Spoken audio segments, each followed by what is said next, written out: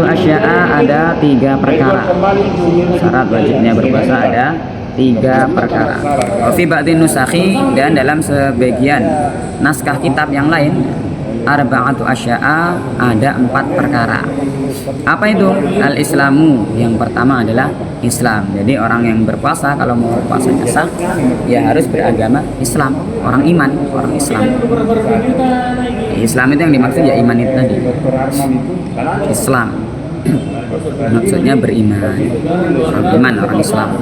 Nah, berarti karena di sini syaratnya Islam, maka selain Islam tidak wajib berpuasa. Orang kafir itu tidak wajib berpuasa.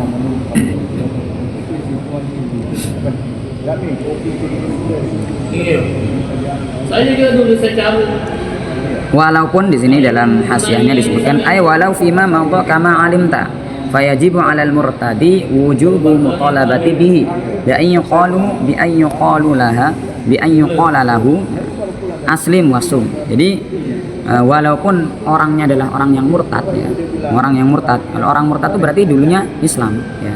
Orang murtad itu orang yang keluar dari Islam. Berarti dulunya adalah orang Islam, kemudian keluar dari Islam. Nah, walaupun dia itu orang murtad, maka dalam segi dilihat dari segi wajibnya, ya tetap wajib kita kita minta supaya dia itu kembali kepada Islam, ya, untuk berpuasa lagi. Itu wajib. Wujubu mutalabati bihi, wajib kita tuntut dia itu untuk masuk Islam lagi. Maka di sini disebutkan fayajibu 'alal murtadi, maka wajib atas orang yang murtad wujubu mutalabati, untuk diminta bihi dengannya bi an yuqala lahu. Gambarannya bagaimana? Kita berkata-kata kepada orang yang murtad tadi, aslim, masuklah kamu ke dalam Islam lagi, wasum, dan kerjakanlah puasa.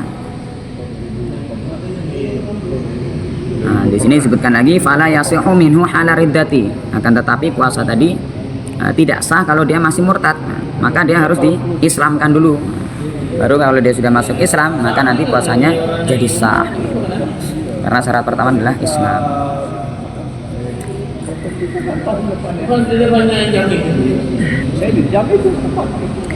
Fayaqdiyahu ba'dal 'udi ilal Islam bi khilafil kafir al asli. Beda dengan orang kafir yang asli. Orang kafir asli tidak wajib untuk berpuasa, dan tidak wajib kita untuk mengajak mereka masuklah Islam, karena memang dia masih kafir asli begitu. Tidak wajib kita tuntut begitu. Fala yajibu, maka tidak wajib alaihi wujubu mutalabah. Tidak wajib kita itu ngajak-ngajak dia untuk berpuasa, enggak wajib. Wa in wajaba alaihi wujubu iqabin, walaupun wajib baginya apa itu? Wajib iqab. Iqab itu siksa. Kau ghairihi, sebagaimana wajibnya mendapatkan siksa dengan sebab meninggalkan minal wajibat, dari perkara-perkara yang wajib yang lain. Jadi kalau orang itu kafir asli, berarti dia itu kan tidak beriman, tidak Islam. Dan kalau orang kafir, dia akan sudah pasti meninggalkan sholat, meninggalkan rukun Islam semua, rukun iman juga ditinggalkan semua. Maka bagi orang kafir memang tidak wajib untuk kita perintahkan berpuasa dan lain sebagainya, perintahkan sholat nggak wajib. Dari segi itu tidak wajib. Akan tetapi wajib bagi orang kafir kalau sampai wafatnya tidak dalam keadaan iman, nggak beriman, tidak ditolong oleh Allah untuk iman, wajib bagi dia untuk mendapatkan siksa. Bukan hanya meninggalkan puasa, tapi dengan sebab meninggalkan sholat, meninggalkan perkara-perkara yang wajib yang lain, zakat dan lain sebagainya, haji, itu juga dia wajib mendapatkan siksa karena dia tidak mau beriman kepada Tuhannya. Itu yang pertama. Syarat pertama adalah Islam. Selain Islam tidak wajib. Wal bulughu, syarat kedua. Syarat kedua adalah balik. Balik adalah ya sudah mencapai umur yang ditentukan syariat. Kalau bagi laki-laki adalah mulai umur 15 tahun kalau secara umurnya. ataupun bukan kalau dari itu kalau dari umur. Kalau selain umur bagaimana? Mungkin dia pernah keluar sperma, nah, maka itu juga sudah dianggap balik bagi laki-laki, sudah dianggap balik.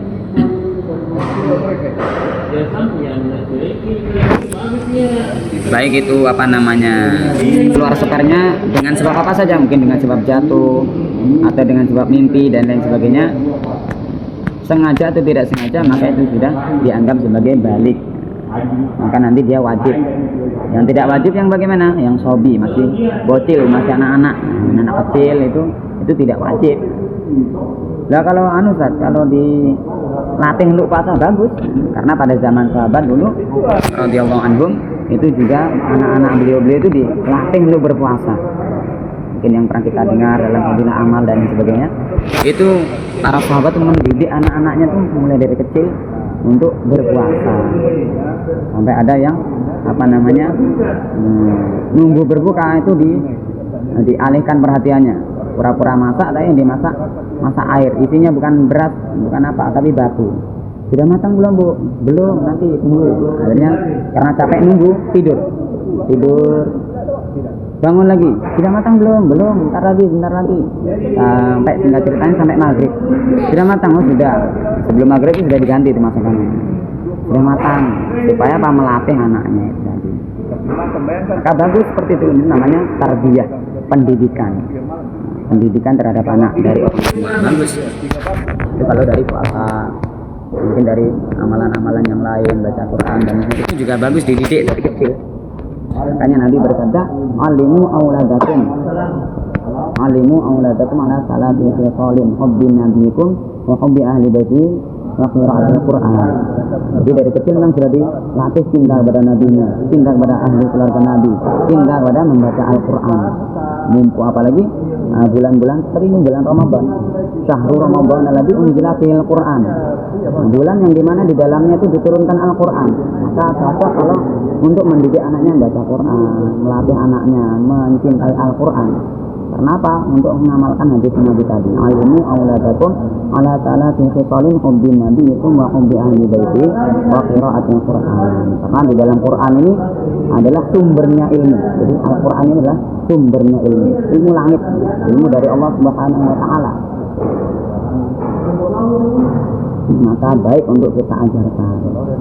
Mungkin kita latih dari membaca surat-surat pendek, atau mungkin khataman surat-surat pendek setiap hari, atau semampunya kita latih. Bagus kalau mau mendidik anak-anaknya latihan berpuasa dari kecil, walaupun mungkin setengah hari, masih kecil dong. Kecuali kalau sudah besar ya lain lagi. Kalau sudah besar ya harusnya 1 hari penuh. Karena kadang-kadang untuk masa-masa sekarang ini, zaman sekarang ini, sudah umurnya sudah SMP, SMA, kadang-kadang belum puasa juga, nggak kuat puasa. Wallahualam, mungkin di antara sebabnya nggak terlatih dari kecil, atau mungkin orang tuanya kurang tegas.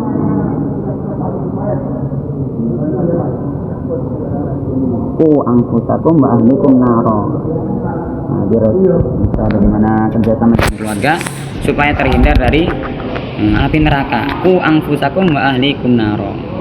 Lindungilah, jagalah keluarga kalian dari api neraka. Nah, di antara itu didik dari kecil supaya terlatih dari kecil, sholatnya, puasanya, dan lain-lain, baca Qurannya, zikirnya, dilatih sedikit-sedikit kita latih.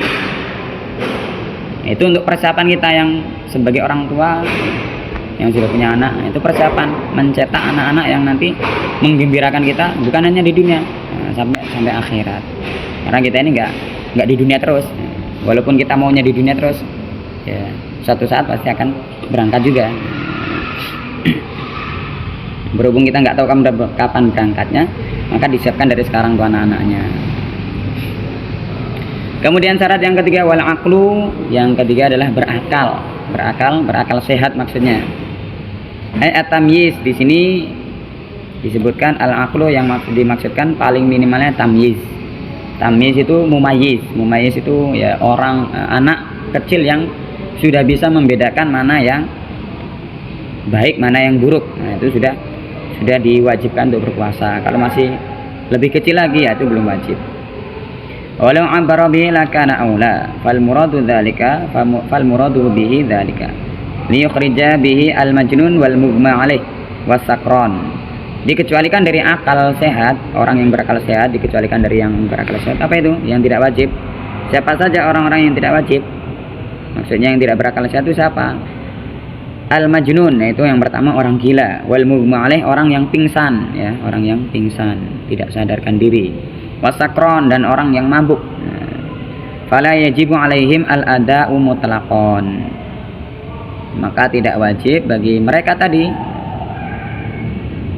al ada'u mutlaqan, menunaikan puasa ketika itu, ketika dia masih mabuk, ketika dia masih pingsan, atau ketika dia masih gila. Karena ada gila ini yang memang permanen.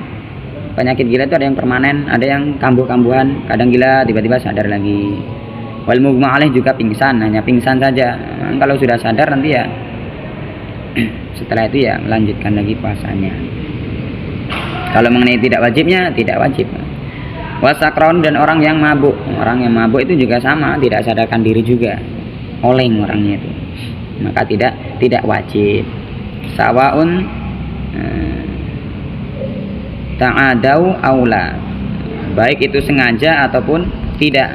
Sengaja pengen jadi orang gila, sengaja pengen pingsan, sengaja mabuk, atau tidak sengaja, sama saja tidak wajib. Berarti saya nanti sengaja gila saja atau sengaja mabuk saja, jangan. Itu nanti lain lagi pembahasannya, itu nanti ada hukumannya sendiri, itu hisabnya ada lain lagi. Karena tidak boleh minum khamr, tidak boleh membahayakan diri, juga tidak boleh la dororo wala diroro. Kullu muskirin khamrun wa kullu muskirin haramun, haram, tidak boleh minum khamr. Wa kadza as-sakan wa amma wujubal qada fa fihi tafsil. Adapun mengenai qadanya bagi orang yang tadi, orang yang gila, orang yang mughma alaih, orang yang mabuk, maka di sini ada tafsilan, ada perinciannya. Fal majnunu in ta'adda wajib alaihi al-qada wa illa fala. Nah, kalau orang itu gilanya karena sengaja, maka wajib qada, wajib mengqada puasanya tadi. Wa kadza sakron 'alal mu'tamad, menurut pendapat yang mu'tamad begitu juga orang yang mabuknya sengaja itu juga wajib mengqada. Wa qila yajibul qada alaihi, dan dalam satu pendapat wajib mengqada alaihi, ke atas orang tersebut mutlaqan, secara mutlak, baik itu sengaja nggak sengaja. Menurut Qil, satu pendapat itu tetap wajib. Kalau untuk mughma alaih bagaimana? Yajibu, orang yang pingsan, yajibu alaihi al-qada mutlaqan wa illam yata'adda. Kalau bagi orang yang pingsan itu wajib mengqada puasanya secara mutlak. Mutlak itu bagaimana? Ya baik dia sengaja ataupun tidak sengaja, itu namanya mutlak. Bi khilafi shalah fayafsilu fiha. Kalau salat nanti ada tafsirnya lagi, bainal muta'addi wa ghairihi. Kemudian syarat yang keempat, syarat yang keempat atau syarat yang terakhir, apa itu? Wal qudratu ala shaum, mampu untuk melaksanakan puasa, ya. Mampu untuk melaksanakan puasa.